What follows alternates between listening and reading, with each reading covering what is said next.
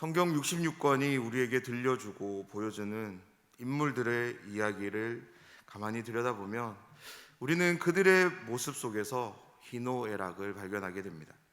그런데요, 그것보다 더 중요하게 우리가 발견해야 될 것이 있습니다. 그것은 바로 그 사람들을 통하여서 하나님이 펼쳐 보이시는 구원 계획입니다. 각각의 인물들이 처한 상황이 힘들고 어렵다면 하나님은 은혜와 도움을 허락하십니다. 그들의 고통을 없애주시고 그들의 눈물을 닦아주시며 그들의 삶을 구원으로 인도해 가십니다. 당대에 그것이 보여지지 않는다면 구대에 걸쳐서라도 신실하신 하나님은 헤세드, 자비를 통해 그들을 구원하십니다. 사사기 1장에서 16절을 통해 우리는 하나님이 이스라엘 민족에게 베푸시는 신실함을 만끽할 수 있었습니다. 도무지 가망 없는 그런 상황 속에서 하나님은 사사들, 슈퍼 영웅들을 보내셔서 이스라엘의 고충을 해결해 주십니다. 그리고 그들에게 평안을 선물하십니다. 비록 이스라엘의 범죄, 하나님을 향한 신탁, 그로 인한 하나님의 구원, 그 이후에 또다시 타락하는 이런 마음 아픈 사이클이 계속 반복되지만 그래도 하나님은 이스라엘 민족과 함께 하시며 그들을 불쌍히 여기시고 그들을 사랑하시며 그들을 구원하십니다. 그런데 17장에 이르러 전개되는 내용을 보면서 차라리 이전 사이클이라도 있었으면 하는 생각을 하게 됩니다. 17장을 시작으로 말씀은 일관되게 이스라엘 민족의 역기능만을 폭로하고 있습니다. 그런데 더 끔찍한 상황이 있습니다. 여기에 하나님이 보이지 않습니다. 분명 하나님을 섬기는 이스라엘 지파들이 소개됩니다. 제사장도 있고요, 레위인도 나옵니다. 그리고 여러 종교적인 이야기들도 나옵니다. 그런데요, 정작 하나님이 보이지 않습니다. 하나님 없는 레위인이 무슨 의미가 있을까요? 하나님을 섬기는 것이 소개되지 않는 제사장은 또 어떤 사람일까요? 이스라엘 민족에게 있어서 하나님 없이 무엇이 신앙이 그리고 종교가 될 수 있을까요? 하나님이 계시기에 레위인이 필요한 것이고 하나님을 섬기기 위해 제사장이 존재해야 합니다. 이스라엘 민족은 하나님과 함께 하기에 그들의 삶 속에서 신앙이 요구되는 것입니다. 그런데 아무리 눈을 크게 뜨고 이 말씀들을 자세히 들여다봐도 하나님이 보이지 않습니다. 그런데 하나님을 대신하여 한 문장이 우리의 눈에 띄는데요, 바로 그때 이스라엘에 왕이 없었다라는 말씀입니다. 사랑하는 여러분, 본래 이스라엘에는 왕이 없습니다. 왜냐하면 이 당시 이스라엘은 왕정 국가가 아니기 때문입니다. 그런데 사사기 기자는 하나님은 사사기 이 말씀 전체에 걸쳐서 왜 이스라엘에 왕이 없었다라는 이 말씀을 기록하고 있을까요? 이스라엘에 왕이 없다는 말은 문자 그대로 나라를 통치하는 왕의 부재를 의미하는 것일 수도 있습니다. 하지만 왕이라는 단어의 히브리어가 다스리다라는 말과 이렇게 함께 비롯되는 것을 볼 때 왕이 없다는 말은 이 당시 이스라엘 민족이 하나님의 다스림에서, 특별히 하나님의 말씀에서 벗어난 삶을 살고 있음을 빗대어 표현한 말입니다. 그런 점에서 사사기는 하나님 말씀에서 벗어난 이스라엘 민족이 어떤 상황을 마주하게 되고 그로 인해 어떤 삶을 살게 될 것인지를 일관되게 보여주는 말씀입니다. 그렇기 때문에 사사기의 말씀은 오늘날 우리의 삶에 적실성을 가지고 다가옵니다. 왜냐하면 여기에 계신, 그리고 온라인으로 함께하는 우리 모두의 삶에 하나님의 말씀이 함께하고 있기 때문입니다. 우리의 삶이 하나님의 말씀의 다스림 가운데 펼쳐진다면 우리는 하나님이 공급하시는 풍성함, 그 샬롬을 경험하게 될 것입니다. 하지만 만약 우리의 삶이 하나님의 말씀의 다스림에서 벗어난 삶을 살아가게 된다면 이스라엘 민족이 직면했던 삶은 곧 우리의 삶의 현실로 함께할 것이기 때문입니다. 사랑하는 여러분, 우리의 매일의 기도에서 꼭 빠져서는 안 될 기도가 있다면 그것은 오늘 하루 나의 삶이 하나님의 말씀에 준행하는 삶이 되도록 우리는 꼭 기도해야 될 줄 믿습니다. 꼭 기억하시기 바랍니다. 이스라엘의 왕이 없다는 것은 왕이라는 존재의 부재만을 의미하는 것이 아닙니다.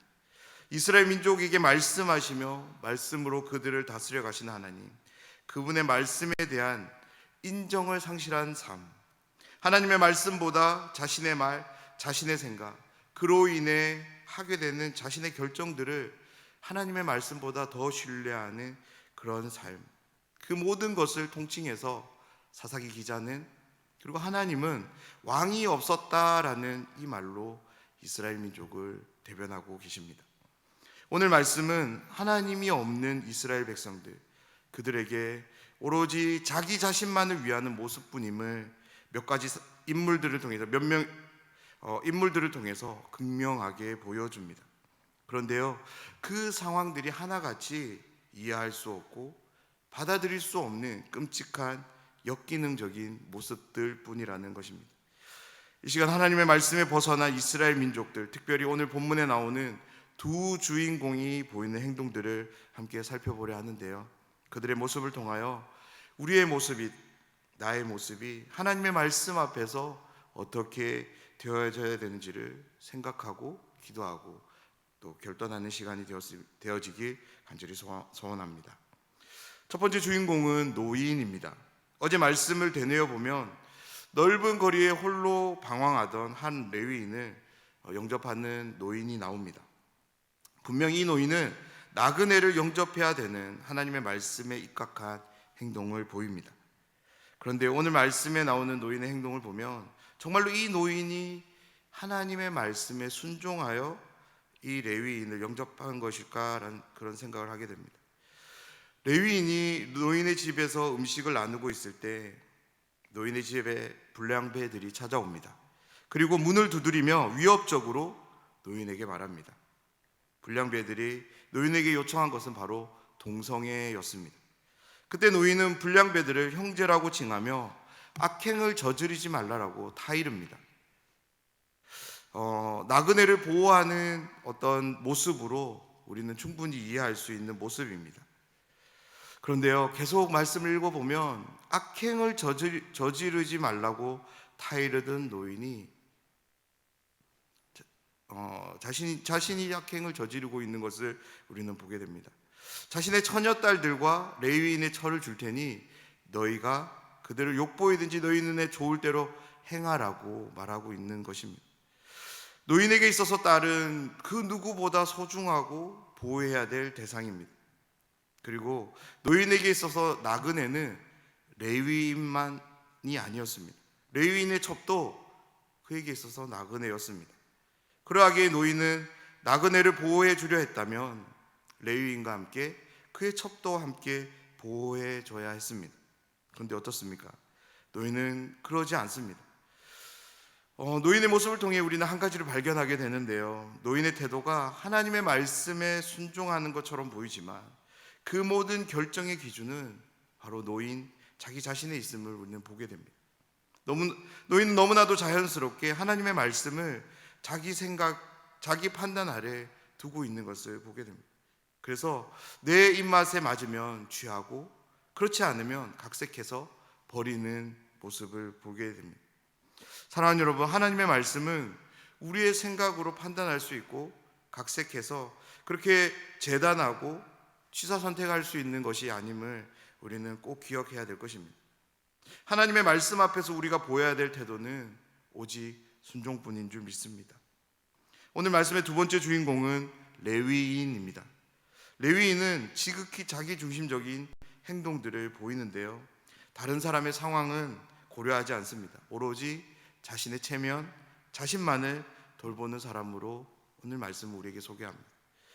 우리는 앞의 말씀을 통해서 행음한 첩을 다정한 말로 데리고 오기를 위해 이 레위인이 길을 떠났던 것을 우리는 말씀을 통해서 확인했습니다. 그런데 오늘 말씀을 보면 그 다정함은 온데간데 없습니다. 위협적으로 다가오는 불량배들로부터 자신의 안위를 지키기 위해서 첩을 그들의 손에 붙입니다. 성경은 이 상황을 아주 자세하게 기록하는데요, 먼저 레위인이 첩을 붙잡았다라고 말씀합니다. 붙잡은 그 첩을 불량배들에게 끌어냈다라고 말씀하고 있습니다. 이 상황만으로도 충분히 끔찍한데요, 그런데 그 다음에 보여주는 레위인의 모습은 더욱더 참담합니다. 말로 하기에 너무나도 힘든 내용이지만 성경 말씀이기에 한번 읽어드리겠습니다. 불량배들이 첩과 관계하였고 밤새도록 그 여자를 능욕하다가 새벽 미명에 놓은지라. 밤새도록이라는 이 시간이 이 여인이 겪었어야 될 그 고통을 대변해주는 단어로 다가옵니다. 그런데 27절의 말씀을 보면 남편이라고 하는 사람은 첩의 고통과는 전혀 무관하게 그날 밤을 보낸 것 같습니다. 한글 성경에는 일찍이 일어나라고 번역되어 있지만 히브리어 성경에는 그냥 날이 밝아서 일어났다라고 기록하고 있습니다. 다시 말해서 밤새도록 수모를 겪은 첩과 달리 레위인은 두 다리 잘 뻗고 푹 잠을 자고 일어났다라고 성경은 기록하고 있습니다. 사랑하는 여러분, 이 상황이 이해되십니까? 내가 사랑하고 내가 아끼는 어떤 한 사람이 불량배들에게 끌려갔는데 어떻게 그날 밤에 두 다리를 뻗고 잠을 잘 수 있을까요? 그런데요, 레위인이 보여주는 다음 상황은 정말로 말로 형용할 수 없는, 형언할 수 없는 그런 모습들을 보게 됩니다. 새벽 미명에 노임당한 첩은 생명줄을 간신히 붙잡고 기다시피 노인의 집으로 찾아왔을 겁니다. 문 밖에 쓰러져 있는 첩을 보았다면 레위인은 어떤 행동을 해야 됐을까요? 3살 아이도 누군가가 쓰러져 있으면 괜찮아요? 라고 물어볼 것입니다. 그런데 첩을 발견한 레위인의 첫 마디가 무엇입니까? 일어나라입니다. 떠나가자라는 말을 하고 있습니다. 사람으로서 어떻게 이렇게 말할 수 있을까요? 다른 누군가도 아니고 자신이 직접 발벗고 찾아온 첩에게 어떻게 이렇게 대할 수 있을까요? 그때 여인으로부터 아무런 대답이 들려오지 않습니다. 그러자 레위인은 그 첩을 나귀에 싣습니다. 한글 성경에는 시체라는 단어로 번역되어 있는데요, 히브리 성경에는 그냥 그녀라는 말로 기록되어져 있습니다. 다시 말해서 첩이 죽었는지 살았는지가 확실치 않습니다. 어쩌면 밤새도록 성폭행으로 시달려 있기에 생명줄만 간신히 붙어있는 그런 기진맥진한 상태일지도 모르겠습니다. 어쨌든 레위인은 그 첩을 나귀에 싣고 자기의 집으로 데려옵니다. 집으로 돌아온 레위인은 성경 66권 전체에서 가장 기가 막힌 행동, 이것은 절대 부정적인 측면에서 기가 막힌 행동입니다. 레위인은 칼을 들어 첩을 시체라고 번역되어 있지만 그녀를 12덩이로 나누고 그것들을 이스라엘 각 지파에게로 두루 보냅니다. 사랑하는 여러분, 이스라엘 민족 가운데서 가장 가까이에서 가장 거룩한 일을 담당했던 레위인이었습니다. 그러기에 하나님을 가장 많이 닮았어야 했던 사람이 바로 레위인이었습니다. 자신의 체면보다, 자신의 안위를 돌보는 것보다 하나님의 체면을 생각하고 하나님의 안위를 돌봐야 했던 사람이 바로 레위인이었습니다. 그런데 오늘 말씀에 나오는 레위인의 모습 속에서 아무런 하나님을 닮은 모습이 보여지지 않습니다. 특별히 하나님을 닮은 사람은 결코 자기중심적이 될 수 없습니다. 왜냐하면 하나님의 말씀이 결코 그런 삶으로 인도하지 않기 때문입니다. 왜냐하면 하나님의 말씀과 함께하는 사람은, 하나님의 말씀에 순종하는 사람은 누군가를 품게 되어 있고 누군가를 배려하는 사람이지, 자신의 체면을 중시하며 다른 누군가가 어떻게 되더라도 자신의 안위만을 돌보는 그런 사람은 결코 아닙니다.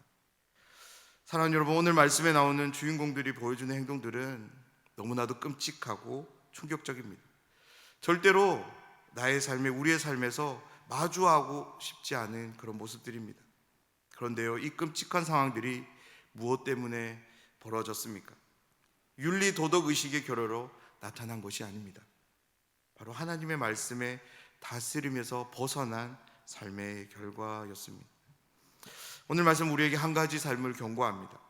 바로 그때에 이스라엘에 왕이 없었다라는 말씀의 경고입니다.